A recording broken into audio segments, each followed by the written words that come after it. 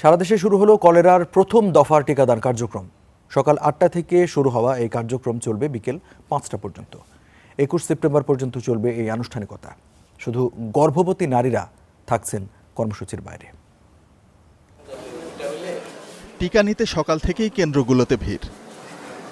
শনিবার সকাল থেকে শুরু হয়েছে দেশব্যাপী preventive oral cholera vaccination campaign. ১ বছর বা তার বেশি বয়সী সব নাগরিককে বিনামূল্যে খাওয়ানো হবে এই টিকা।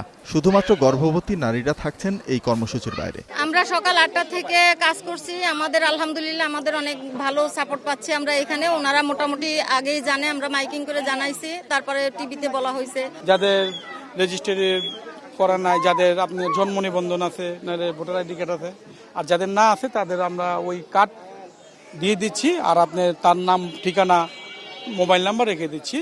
ঢাকা দক্ষিণ সিটি কর্পোরেশনের লালবাগ, গেন্ডারিয়া, কদমতলী ও কামরাঙ্গীর চরের ১৭টি ওয়ার্ডের ১৯২টি কেন্দ্রে চলছে টিকা কার্যক্রম। এছাড়া ঢাকা উত্তর সিটি কর্পোরেশনের শেরেবাংলা নগর, খিলগাঁও ও তেজগাঁওয়ে চলছে এই কর্মসূচি। টিকাটা খুবই প্রয়োজন ছিল। টিকা পেয়েছি, আমরা অনেক খুশি। সরকারের প্রতি ধন্যবাদ জানাই। শুধু রাজধানী নয়, মুন্সিগঞ্জ, কিশোরগঞ্জ, নারায়ণগঞ্জ ও ব্রাহ্মণবাড়িয়ার নির্ধারিত এলাকায়ও চলছে টিকাদান। সবাই যদি আমরা সচেতনভাবে রেজিস্ট্রেশনের মাধ্যমে যদি এই টিকাগুলোকে নেওয়া হয়, তা আমি মনে করি এই দেশের থেকে কলেরা মুক্ত করা সম্ভব। মুন্সিগঞ্জ সদরে মোট 10টা ইউনিয়নে মোট ৩,৫৪,০০০ জনগোষ্ঠীকে আমরা এই টিকাদান কর্মসূচির আওতায় নিয়ে আসব। স্বাস্থ্য অধিদপ্তর বলছে কলেরা থেকে সুরক্ষা পেতে ১৪ দিনের ব্যবধানে ২টি ডোজ নেওয়া বাধ্যতামূলক।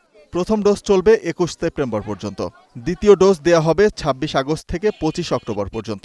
প্রথম দফায় সারা দেশে ১৪টি ঝুঁকিপূর্ণ উপজেলা ও থানার ৫১,৭৫,০০০ মানুষকে টিকার আওতায় আনার লক্ষ্যমাত্রা নির্ধারণ করা হয়েছে। শোভন মাহমুদ খান, স্টার নিউজ।